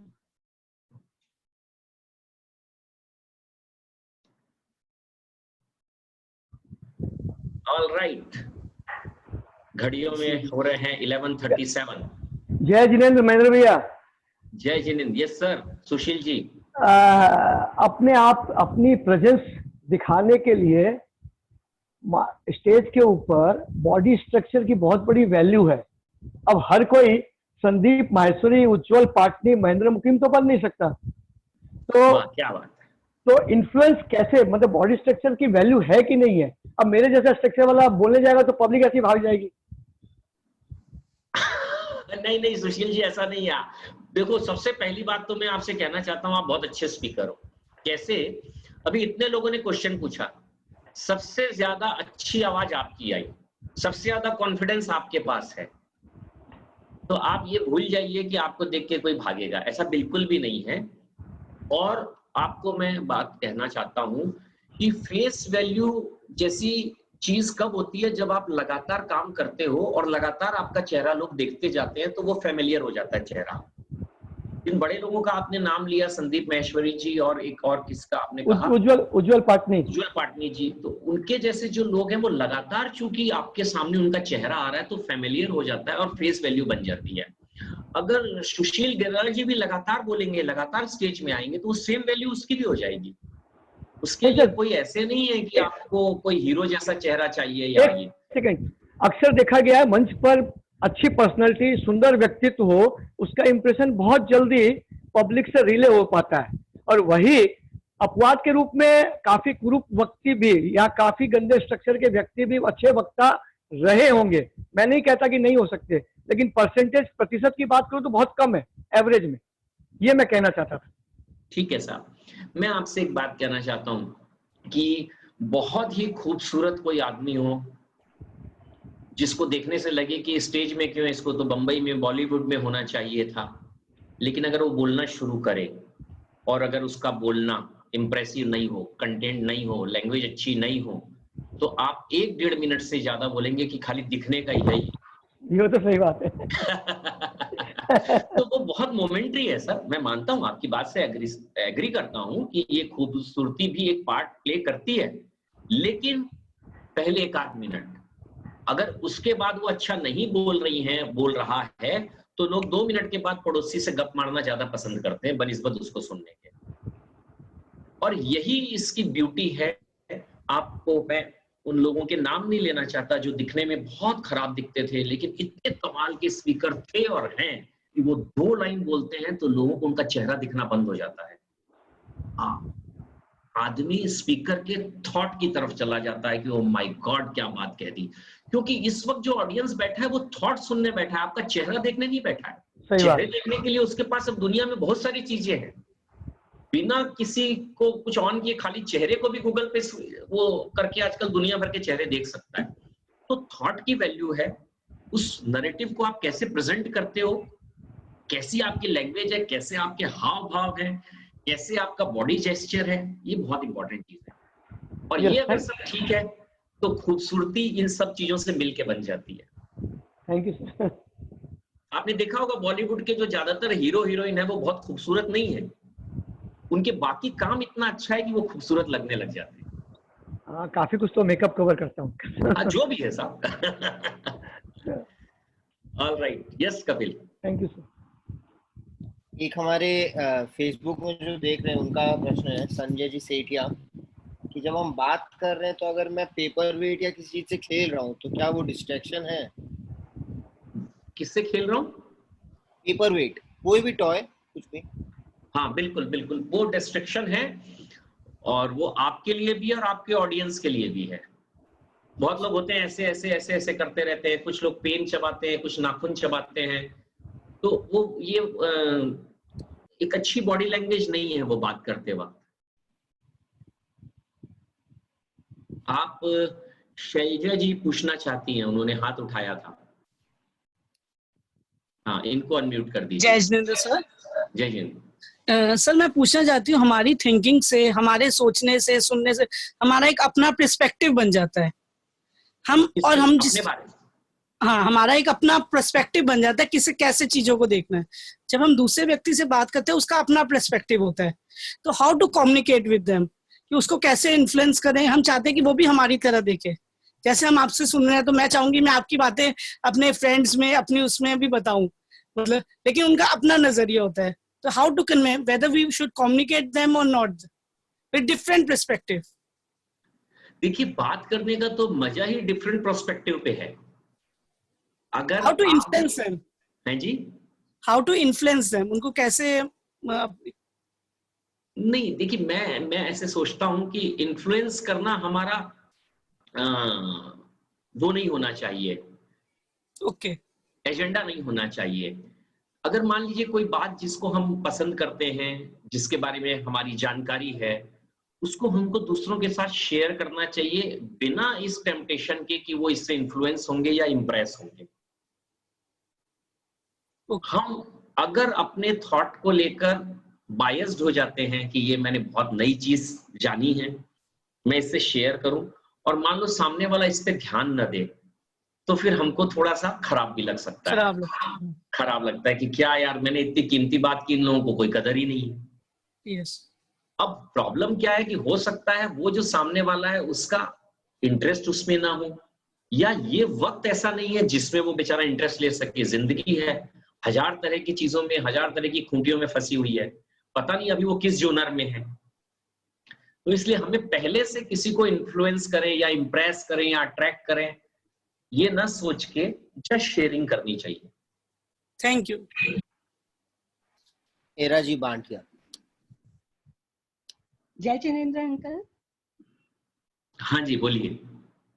मेरा एक क्वेश्चन है कि अभी हम लोग लार्ज पर्सपेक्टिव में बात करें बीइंग अ स्पीकर, जब वो हमारे अपने पर्सनल पर्सपेक्टिव में आता है, लाइक किसी से मेरे व्यूज नहीं मिल रहे हैं, तो there should we stop expressing our views और we should continue to express, and फिर ऐसा कुछ सिचुएशन आए जहाँ पे एक दूसरे के व्यूज मैच नहीं करते, तो उस पर्सपेक्टिव में हमें क्या करना चाहिए? नहीं, ये 1-to-1 कम्युनिकेशन की बात कर रहे हैं आप? 1-to-1 भी है, या मतलब अभी आप ग्रुप में बैठे हैं, a small group, not a very big group, if we are sitting with our friends and we are expressing something but हमारे व्यूज किसी को, सामने वाले को नहीं समझ में आ रहे हैं, तो वहां पे क्या हमको स्टॉप हो जाना चाहिए या we should keep on expressing our views? नहीं, मुझे लगता है देखिए, अगर स्मॉल ग्रुप है, जब स्मॉल ग्रुप का मतलब है वो हमारे फ्रेंड सर्कल का या रिलेटिव्स का या हमारी सोशल ऑर्गेनाइजेशन का ग्रुप होता है, अगर मान लीजिए हमारे पॉइंट ऑफ व्यू से बाकी लोग एग्री नहीं कर रहे हैं, तो उसको लेकर बहुत पॉजिटिव नहीं होना चाहिए, क्योंकि हम अगर अपने थॉट को या अपने पॉइंट ऑफ व्यू को लेकर बहुत पॉजिटिव होते हैं, तो कई बार हम वो डिबेट को तो जीत सकते हैं लेकिन लोगों को हार सकते हैं। हमारे लिए लोग ज्यादा इंपॉर्टेंट है ना? विचार तो ऐसे है। हाँ बोलिए बोलिए। नहीं तो मतलब वहां पे हमको स्टॉप हो जाना चाहिए। आप इसको, मैं सीधा स्टॉप भी नहीं कहूंगा, क्योंकि सीधा स्टॉप होने से भी लोगों को बुरा लग जाता है। तो आप धीरे धीरे अपने आप को लेस एक्सप्रेसिव करते हुए क्विट कर जाए। मतलब आपकी लैंडिंग भी ऐसी इतनी स्मूथ हो कि आप उस डिबेट से बाहर भी हो रही हो, लेकिन किसी को ये भी नहीं लगना चाहिए कि चूंकि बाकी लोग एग्री नहीं कर रहे थे तो वो अपना समूह लेके रह गई। हाँ। ऐसे भी नहीं जाना चाहिए। हम उसको भी बहुत अच्छे तरह से कंक्लूड कर दे कि maybe I am wrong, या आप ऐसे कुछ नैरेटिव कह सकते हैं कि मे बी शायद मैं कम्युनिकेट नहीं कर पा रहा हूँ, शायद मैं बता नहीं पा रहा हूँ जो मैं कहना चाहता हूँ। एनीवे, कोई बात नहीं, आप बताएं। ऐसे करके आप उससे बाहर। एकदम से चुप हो जाना भी एक तरह से वो अगेंस्ट हो जाता है। Okay, thank you. Priyanka ji. जय जिनेंद्र। जय जिनेंद्र, बोलिए। मेरा क्वेश्चन ये है, जब भी हम प्रिपेयर्ड स्पीच देते हैं तो हम उसके लिए प्रिपेयर रहते हैं, तो हम बहुत अच्छे कॉन्फिडेंस से देते हैं, लेकिन जब टेबल टॉपिक मिलता है, अचानक से कोई टॉपिक थ्रो होता है, you have to speak for 2 minutes और 1 मिनट, लेकिन कई टॉपिक ऐसे होते हैं जब हम ब्लैंक हो जाते हैं, तो हमारी थॉट प्रोसेस कैसे होना चाहिए और हम इसको एड्रेस कैसे करें? देखिए, कोई भी टॉपिक पे हम एकदम से ब्लैंक तो इसीलिए होते हैं क्योंकि हमारी जो ऑल 365 डेज की जो तैयारी है लाइफ में वो कम है। हम सब्जेक्ट टू सब्जेक्ट मेहनत कर रहे हैं। स्पीकर तो वो होता है जो लाइफ को एवरीडे रीड करता है, एवरी मोमेंट रीड करता है, एवरी सिचुएशन पे रीड करता है। और अगर आप उस तरह से लाइफ को लेते हैं तो फिर किसी भी सब्जेक्ट पे आप ब्लैंक नहीं होंगे कभी भी, और तब आपका कॉन्फिडेंस एक्सटेम्पोर सब्जेक्ट पे ज्यादा होगा बनिस्बत की रिटर्न सब्जेक्ट के। जैसे कि आप लोग अभी जो क्वेश्चन पूछ रहे हैं, तो मुझे उस पे रेस्पॉन्ड करने पे ज्यादा मजा आ रहा है बनिस्बत की जो मेरा तैयार मटेरियल है उसको बोलने में। डेफिनेटली। जैसे मैंने परसों ही कोई कॉन्टेस्ट में पार्टिसिपेट किया था, तो उसमें मुझे टेबल टॉपिक मिला था, अगर आपको मंगल ग्रह में भेज दिया जाए तो आप क्या करोगे। तो आई वॉज जस्ट ब्लैंक करके मुझे इसको एड्रेस कैसे करना चाहिए, बिकॉज प्रिपेयर्ड स्पीचेस में तो हम जैसे भी मोल्ड कर लेते हैं, लेकिन जब टेबल टॉपिक थ्रो होता है तो we are just, some topics are blank for us. So इसको हम कैसे मैनेज करें? ठीक है, जैसे मुझे भी ये क्वेश्चन कभी किसी ने नहीं कहा कि आपको मंगल ग्रह भेज दिया जाए तो आप क्या करेंगे। अभी मैं ये अपने पे लेता हूँ कि आपने मुझे कहा है कि आपको मंगल ग्रह भेज दिया जाए तो आप क्या करेंगे। तो मैं कहूंगा कि भाई मैं उतरूंगा मंगल ग्रह पे, और जैसे मैंने मंगल के बारे में सुना है कि वो रेड प्लेनेट है, तो सबसे पहले मैं ढूंढने की कोशिश करूंगा कि वो रेड क्यों है, क्या कारण है जिस कारण उसको रेड बोला जाता है। और तब मैं देखता हूँ कि वाकई में वहां पर पूरी जमीन लाल है, और मैं अकेला एक आदमी पूरे प्लेनेट पे खड़ा हूँ, लेकिन मुझे उसकी कोई घबराहट नहीं है, क्योंकि दुनिया में जिस जमीन पर मैं रहता हूँ, जहां से मैं अभी आया हूँ, वहां 7 बिलियन लोग रहते हैं, लेकिन बहुत सी दुनिया में ऐसी जगह हैं जहां जब मैं खड़ा होता हूँ तो मुझे कोई नजर नहीं आता। और मुझे कई बार ऐसा लगा है हिमाचल में या बाकी जगहों पे, पहाड़ों पे जाके, कि मैं दुनिया में अकेला हूँ। तो मंगल पे जाके भी अगर मैं अकेला खड़ा रहूंगा तो मैं ज्यादा से ज्यादा 1-2 किलोमीटर तक देख सकता हूँ। तो मैं यही सोच लूंगा कि मैं हिंदुस्तान के किसी हिल स्टेशन पे खड़ा हूँ, और ये हिल स्टेशन वहां से डिफरेंट है, ये पूरा लाल कलर का है। हमारे यहाँ तो जमीन ग्रे और पता नहीं कैसी कैसी कलर की होती है, लेकिन ये तो बड़ा खूबसूरत है, ये रेड कलर का है। और अपना iPhone 11 निकालूंगा जिसका कैमरा बहुत पावरफुल है, और खटाखट फोटो खींचूंगा। और क्योंकि मैं मंगल में जाऊंगा, जब तक व्हाट्सएप वहां चल रहा होगा, फेसबुक चल रहा होगा, फटाफट फोटो लगाऊंगा, स्टेटस अपडेट करूंगा कि now I am on Mars my dear friends, not Switzerland, not Europe, now I am on Mars. ऐसे कुछ और क्या। Very nice, very nice. Thank you so much. All right. तो अब क्या होता है, जब हम शुरू करते हैं तो फिर बाद में धीरे धीरे वो चीजें जुड़ती चली जाती है। जैसे मैंने जब शुरू किया तो मैं पहले सोच रहा था मंगल, फिर उसको टूरिस्ट प्लेस बनाया, फिर टूरिस्ट प्लेस में जाके आजकल हम लोग क्या करते हैं, फटाफट फोटो खींचते हैं, फटाफट सोशल मीडिया पे लगाते हैं, तो वही काम हम वहां जाके करेंगे। ऐसे खट खट खट फिर ब्रेन अपने आप बनाने लग जाता है स्टोरी। अभी मैंने 2 मिनट बोला, आप बोलते तो मैं इस पे 15 मिनट भी बोल सकता था। ऐसे कुछ कुछ करते जाते हैं, बस ऐसे ही है, सिंपल। मयंक भाई। Yes sir. अरे वाह कर्नल साहब, प्लीज। अरे सर, सबसे पहले तो माय कॉम्प्लीमेंट्स, बहुत ही बढ़िया आपका टॉपिक रहा और डिलीवरी रही, और लोगों के क्वेश्चन से पता लग रहा है कि कितना एंथुसियास्टिकली इन लोगों ने सुना है। मेरा एक छोटा सा सजेशन है, अगर आपके कार्यकारिणी जो है उनको और आपको मंजूर हो, जो मेरे को समझ में आया देख के कि क्वेश्चन आंसर में ज्यादा इंटरेस्ट है, तो कल का सेशन आप सीधे क्वेश्चन आंसर से शुरू करें सर, और आंसर देते देते आप कवर भी कर देंगे सारा। और एक स्मॉल सजेशन है, बाकी तो बहुत बढ़िया चल रहा है। तो जितना टाइम ज्यादा से ज्यादा लोगों को डाउट क्लियर करने का मिलेगा उतना अच्छा रहेगा। तो कल आप क्वेश्चन आंसर से शुरू करें सर। नहीं कर्नल साहब, अभी क्या होता है ना, देखिए जैसे मैंने 4 नैरेटिव उठाए कि रीडिंग, लिसनिंग, तो उससे रिलेटेड क्वेश्चन करने का प्लेटफॉर्म मिल गया। बिल्कुल ठीक, बिल्कुल। कि एज अ स्पीकर बनने के लिए अगर ये 4 चीज जरूरी है, तो इन 4 चीजों के साथ हमारी लाइफ का क्या प्रॉब्लम है, या हमारे नेचर के साथ क्या चीज मेल नहीं खाती। तो ऐसे ही मैं कल भी 5 ऐसे सब्जेक्ट ओपन कर दूंगा, और फिर उस पर डिस्कशन हो सके। अदरवाइज इतने अच्छे, अगर मैं इसको ओपन फोरम कर दूंगा तो सब लोगों का एक कॉमनली होता है कि हम सोचते बहुत अच्छा है, भाषण लिख भी लेते हैं, डिलीवरी के टाइम में हमारी टांगे कांप जाती है, जबान लड़खड़ा जाती है, एक ही क्वेश्चन होता है ले रहे के। बट इसको जब मैं तोड़ दूंगा कि ये सब चीजों की तैयारी जरूरी है, तो इस तैयारी पे क्वेश्चन आ जाएंगे। ठीक बात, ठीक बात। इसलिए ये थोड़ा सा बोलना जरूरी होता है। बाकी बहुत बहुत बढ़िया सेशन है सर। थैंक यू कर्नल साहब, आपने हम लोगों को ज्वाइन किया और आप अभी तक बने हुए, बहुत ही खुशी की बात है। अब अक्सर तो हम लोग साथ में बैठ के बहुत सारी जगहों पे हम साथ में बोलने भी जाते हैं, पर इस तरह डिजिटल वर्ल्ड पे हम आज पहली बार साथ में हैं। बहुत अच्छा लग रहा है सर। Yes. Carry on sir, carry on. बहुत yes, thank you sir, thank you. और क्वेश्चंस लेंगे अंकल, या आज का सेशन यही करते हैं? नहीं, 1-2 लोग और जो हाथ उठा रहे हैं, मैं चाहता हूं कि आज का ले ले, कल तो सब्जेक्ट बदल जाएगा तो क्वेश्चन वो कर नहीं पाएंगे। यस अमित। हेलो। हाँ अमित। जय जिनेंद्र महेंद्र जी। जय जिनेंद्र, अमित जी बोलिए। जैसे मैं सेल्स लाइन में हूँ, तो अब तो हम कस्टमर आते हैं, उनको कन्वर्ट करते हैं, तो कम्युनिकेशन से कैसे उनकी थॉट को कन्वर्ट कर सकते हैं कि वो राम लेने आए और श्याम लेके जाए। बहुत बार होता है, हम लोग कर पाते हैं, लेकिन बहुत बार चूक जाते हैं विदाउट कम्युनिकेशन, या कुछ ऐसा उनके थॉट के हिसाब से बोल नहीं पाते हैं। तो हम उसको कैसे चेंज करें कि वो हो जाए, कन्वर्ट हो जाए।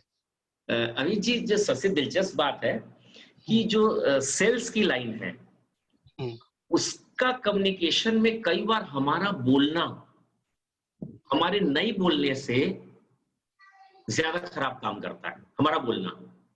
तो सेल्स की कम्युनिकेशन स्किल में आपको ये जानना जरूरी है कि कितना बोलना और कब रुक जाना और कब नहीं बोलना। क्योंकि क्या होता है सर, सेल्स में हम अपने प्रोडक्ट, अपनी चीज को लेकर ऑब्वियसली बहुत पजेसिव होते हैं। हम कहते हैं साहब बस यही ले लो, ब्रह्मांड में इससे अच्छा कुछ है नहीं। कई बार हमारा ये दावा और ये कमिटमेंट नेगेटिव काम करता है। वो सामने वाला सोचता है छोड़ो यार, ये तो क्या है, वो सेल्समैनशिप कर रहा है। ऐसे समय में कई बार जब आप ये रीड कर लो कि उसको ये वाली बात आपकी पसंद नहीं आ रही है, तो आप थोड़े से न्यूट्रल हो जाओ और अपने सेल्समैन वाले रोल को छोड़ दो और एक फ्रेंडली बिहेव करो कि सर एक ये चीज है मार्केट में, इसके अलावा सर ये 3 चीजें और हैं, इनके प्राइसिंग हो सकता है सर कम हो इनसे, लेकिन क्वालिटी हमारी बेटर है। कई बार आप कह सकते हो इस हमारी प्राइस ज्यादा है, हमारी लेकिन प्राइस क्वालिटी अच्छी है नहीं, लेकिन हमारी जो सर्विस है सर, जो मैं आपसे पर्सनली बात कर सकता हूं सर, आपको आधी रात को मैं जो सर्विस दे सकता हूं, मतलब बहुत सारे दूसरे एंगल होते हैं। हर बार एक ही डायरेक्शन की सेल्समैनशिप काम नहीं आती। कभी कभी आपको उसको पर्सनल सर्विस की बात करनी पड़ती है, कभी रेट की, कभी क्वालिटी की, कभी उसके टाइमलाइन की, कभी डिलीवरी की। तो वो आपको पहचानना है।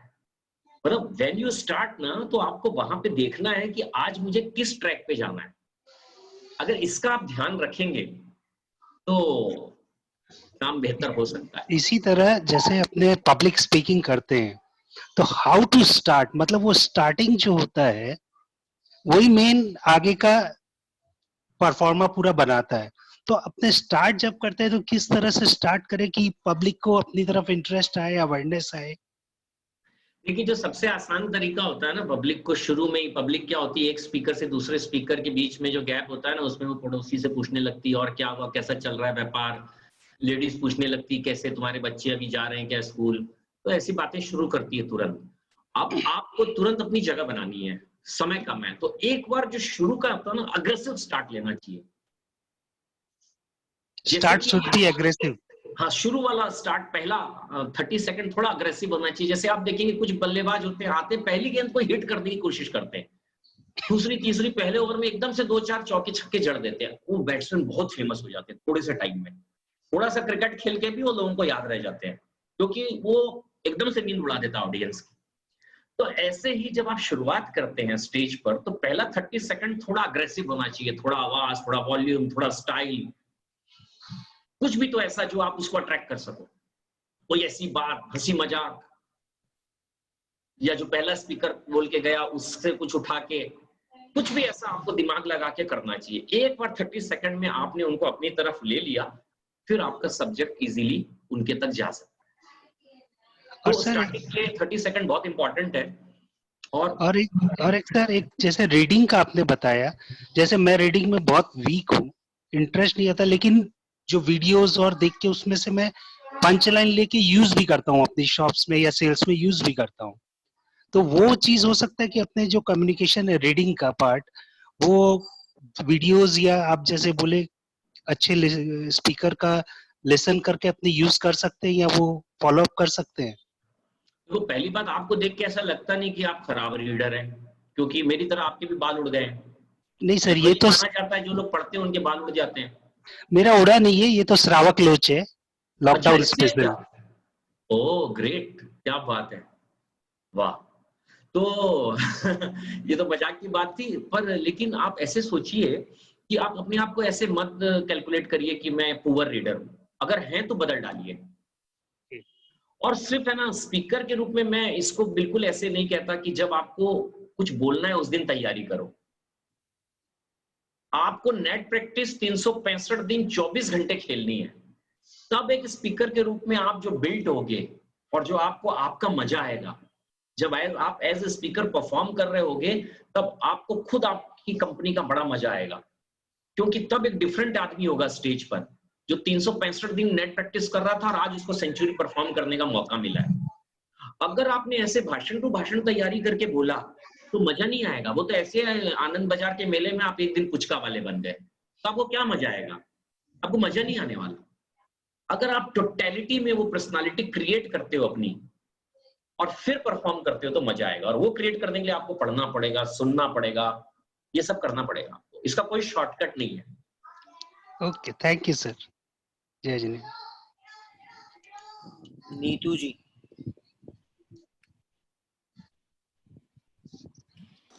जय जिनेन्द्र।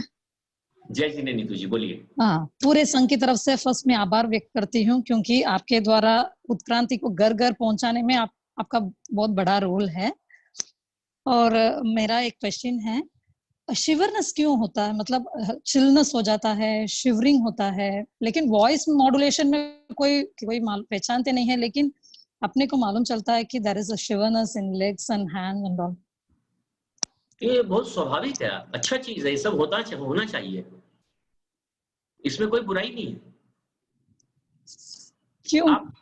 आप अगर ऐसे सोचेंगे कि मेरा इधर हाथ थोड़ा ठंडा क्यों हो रहा है, थोड़ा पसीना क्यों आ रहा है, अरे आने दीजिए, आप परफॉर्म कर रहे हैं बाबा। अच्छा। घर में किचन में खड़े होके जैसे आप हस्बैंड से बात कर रहे हैं, वैसे ऑडियंस के साथ थोड़ी होगा। अच्छा। हाँ, हमारे साथ भी होता है, अभी तक होता है। अच्छा। अभी ये ऑन करने के पहले मुझे थोड़ा डर लग रहा था। हम लोगों को लगता है कि आप लोग नॉर्मल हो, हम लोगों को कुछ अजीब सा हो रहा है। ना, हम लोग को भी होता है, आज भी होता है। आज भी जब मैं पहले स्कूल में पढ़ता था और मैं जब कंपटीशन में जाता था, एक अजीब सी चीज मेरे साथ होती थी, ये हिस्सा पूरा मेरा ठंडा हो जाता था, एकदम ऐसे लगता था पत्थर हो गया है। मैं ऐसे दबाते हुए स्टेज पे कई बार गया हूँ। और आपको दिलचस्प बात बताऊं, अभी भी कई बार ये ऐसे होने लगता है। बाद में मैंने इसका क्या सॉल्यूशन किया कि जब ये होता, और ये कभी नहीं होता था मुझे, सिर्फ बोलने के जब मेरा नंबर आने वाला रहता था उसके 5, 7, 10 मिनट पहले होने लगता। तो फिर मैंने इसको अपने दिमाग में ऐसे सेट किया कि ये मेरे लिए गुड ओमेंस है, जब ऐसे होता है मैं बहुत अच्छा परफॉर्म करता हूँ। तो फिर मैंने इसको होने दिया, तमाम जिंदगी मैंने इसका स्वागत किया कि ठीक है भैया, तू हो रहा है, कलेजा ठंडा हो रहा है, धक धक हो रही है, सांस तेज हो रही है, होने दो, मैं तो अच्छा परफॉर्म कर रहा हूँ ना ये सब करके। बहुत अच्छा आपने समझाया। हाँ, ऐसा मत सोचिए कि ये सब ना हो और आप एकदम इजी हो जाए। क्यों इजी होना है बाबा? बड़ी परफॉर्मेंस कर रहे हैं, इतने लोगों का दिल जीतना है, चैलेंज है बड़ा, तो सब घटने दो अपने ऊपर भी जो घट रहा है। साथ में अभी आपने कोई कर्नल साहब का लिया ना नाम, माइंड स्किल के बारे में बहुत अच्छा क्लास लेते हैं समथिंग, उनका भी अपॉइंटमेंट फिक्स कर देना। कर देंगे, आप लोग जब बोलेंगे तब। Okay, thank you so much. Thank you.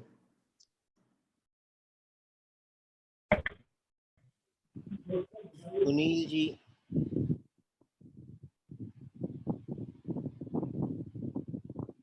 Ashok ji Kankaria भी बहुत देर पहले कुछ पूछना चाहते थे, उनका उस समय अनम्यूट नहीं हो पाया था। अनम्यूट किया। जय जिनेंद्र जी। बोलिए अशोक जी। संदीप बोल रहा है, एक्चुअली पापा का फोन यूज कर रहा हूँ, बच्चे लोग ऑनलाइन। ओके संदीप जी बोलिए। एक महेंद्र जी, एक प्रॉब्लम रहता है, जैसे हम लोग स्पीकर बनना सब सोचते हैं कि स्पीक करना है, लेकिन मतलब स्टार्टिंग कहाँ से करना हो, ये सबका झिझक रहता है कि भाई तैयारी कंप्लीट नहीं है, जाके बोलेंगे तो उल्टा पुल्टा निकलेगा, तो फिर एक मजाक उड़ेगा, या एक वो हर जन के मन में रहता है। तो आदमी सोचता भी है कि हम जाके बोलें, लेकिन वो हिम्मत नहीं जुटा पाता है। तो स्टार्टिंग पहली बात तो ये है ना कि ये चीज दिमाग से निकाल देनी चाहिए कि मजाक उड़ेगा। आजकल तो मजाक उड़वाने में बहुत पैसे मिल रहे हैं। स्टैंड अप कॉमेडियन क्या कर रहा है, अपनी खुद की मजाक उड़ा रहा है और उसी के लिए उसको 2-2 लाख रुपए लोग दे रहे हैं। तो अगर कोई हमारी बात पे पूरी जनता हंस ले तो इससे बड़ी और क्या बात है, हंस ले भैया। पहली बात तो इससे डरना ही भूल जाओ कि आप मजाक उड़ेगा, उड़ने दो। मजाक का तो बहुत अच्छी बात है अगर अपन किसी को हंसा सके तो। ये तो लाइटर नोट की बात हो गई, लेकिन सीरियसली मैं आपसे कहता हूं कि इस बात को लेके ना कभी प्रेशर मत लो कि अपने को स्टार्टिंग कैसे करनी है। मेरा कहना ये है कि स्टार्टिंग को कभी लंबा मत करो, कभी बहुत फॉर्मल मत बनाओ। जैसे मैं देखता हूँ हमारे सारे स्पीकर क्या करते हैं, जैसे स्टेज पर आए, पहले खड़े हुए, थोड़ा सा माइक को ऊपर नीचे किया, फिर वो एक एक आदमी का नाम लेंगे जो स्टेज पर बैठा है, भगवान महावीर का, इसका उसका। भैया थोड़ा कम कर दो इसको, क्योंकि वो 1.5-2 मिनट आपने इन सब चीजों में लगा दिया, इतने में आपका जो ऑडियंस है वो उसका टेंशन भी इधर उधर हो जाता है। तो आप क्रिस्प से शुरू करो, खट से आओ अपने सब्जेक्ट पे। अगर मान लीजिए आपको आभार प्रदर्शन के लिए कहा गया है प्रोग्राम के एंड में कि आप वोट ऑफ थैंक्स दे दो, तो अब आप वोट ऑफ थैंक्स देने के पहले भी अगर पूरी स्पीच करोगे, आज हम बहुत आभारी हैं, अध्यक्ष जी आए और मुख्य अतिथि जी आए और ये आए और वो आए, भगवान महावीर का शासन मिला और गुरुदेव का अनंत उपकार मिला, अब ये सारी बातें आपसे पहले 5 स्पीकर और बोल गए, 10 स्पीकर और बोल, अब आप भी उसी को रिपीट कर रहे हो। No, don't do this. आप आइए और सीधा शुरू हो जाए, मुझे वोट ऑफ थैंक्स के लिए कहा गया।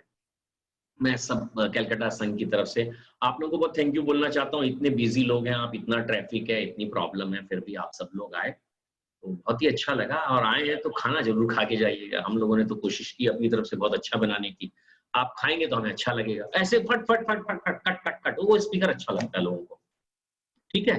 मतलब अपने ऑडियंस को बोर मत करिए कभी भी, और क्रिस्प में बोलिए। अगर आपको अलॉट है 5 मिनट तो 2-2.5 मिनट में खत्म करके निकलने की कोशिश करिए। 10 मिनट मिला है तो 7 मिनट में खत्म करिए। क्रिस्प बोलिए हमेशा।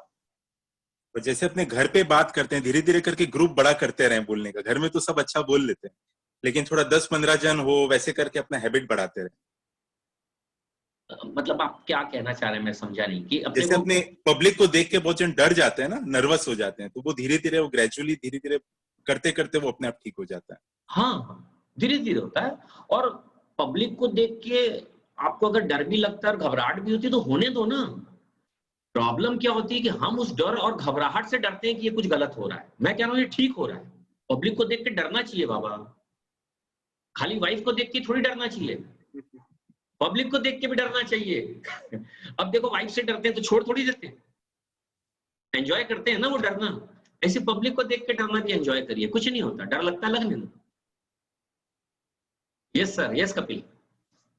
मैं ऐड करना चाह रहा था सर, संदीप भैया बता रहे थे कि हमारा ग्रुप को बड़ा करना है। आपका ग्रुप ऑलरेडी बड़ा है, आप संघ से जुड़े हुए हो, तो take this opportunity to speak whenever Sangh request you to talk on any topic. आप जरूर उसमें इंटरेस्ट लें और पार्टिसिपेट करें, क्योंकि ये एक अच्छा प्लेटफॉर्म है। आप अपने स्किल्स को इम्प्रूव कर सकते हैं। ज्यादातर युवा लोगों को हम लोग पूछते हैं कि आपको कल बोलना है या आपको इस टॉपिक में बोलना है, तो वो हमेशा इंटरेस्ट नहीं लेते हैं और डरते हैं कि नहीं मैं बोल नहीं पाऊंगा।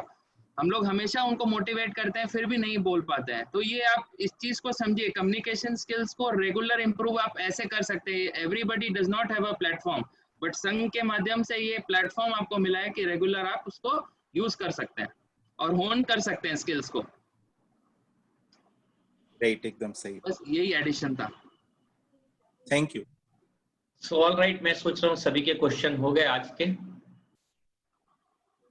तो हम लोग सम अप कर सकते हैं। कपिल, अमित भैया सम अप करेंगे। We will give the vote of thanks. Okay, thank you Kapil ji मौका देने के लिए, वोट ऑफ थैंक्स देने का। जैसे कि महेंद्र जी ने अभी बोल ही दिया कि वोट ऑफ थैंक्स कैसे देना चाहिए, तो मैंने